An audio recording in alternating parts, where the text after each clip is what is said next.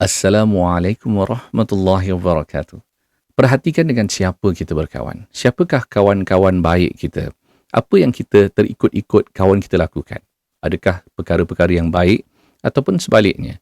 Kita kalau berkumpul dengan kawan-kawan yang suka bercakap tentang hari akhirat, tentang kematian, tentang agama seperti mentadaburi ayat-ayat Al-Quran seperti apa yang mereka mungkin telah pelajari, mereka mungkin berkongsi dan kita sama-sama dapat manfaatnya.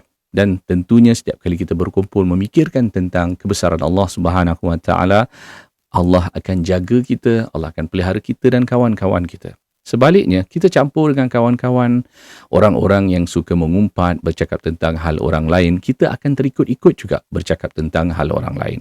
Kita juga mungkin bila tidak ada di situ, tentunya kita juga akan jadi bahan yang orang akan mengumpat tentang hal kita pula.